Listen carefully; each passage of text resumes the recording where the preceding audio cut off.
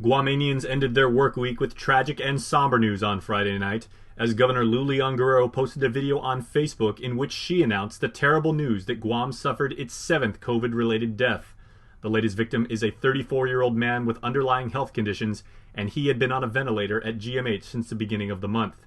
He is the youngest casualty of coronavirus, and he had traveled to Guam from Hawaii.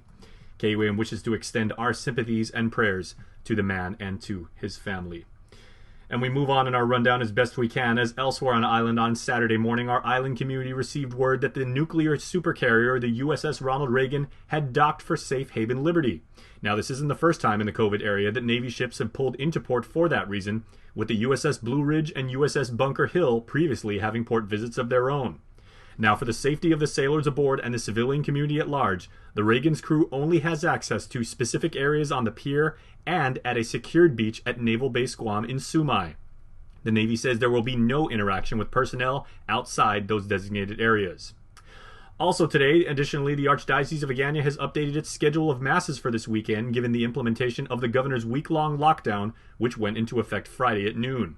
Most parishes will be holding Mass via live streams or public address system broadcast for nearby residents, or via parking lot services for distribution of the Holy Eucharist. The Hagatna Cathedral will live stream its 9:30 morning Mass on KUM's Facebook page and broadcast on KUM TV8. The Archdiocese has expressed strong concerns about church services being deemed non-essential during this time of public crisis. The island's Catholic faithful are encouraged to visit the websites and social media channels of their village parish for Mass formats and times throughout the week. And also, one Southern family continues to grieve, but there is a tad bit of justice tonight, as Sergeant Rob Shaw, an airman who traveled home to Guam from New Mexico with his wife to bury his recently deceased little brother, was able to test out of quarantine and attend the memorial service.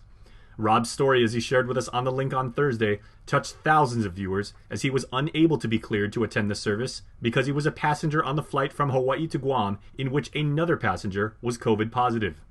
But today, Rob shared with KUAM News that he was tested for coronavirus and confirmed to be negative, and then released from quarantine to be with his family today for the memorial.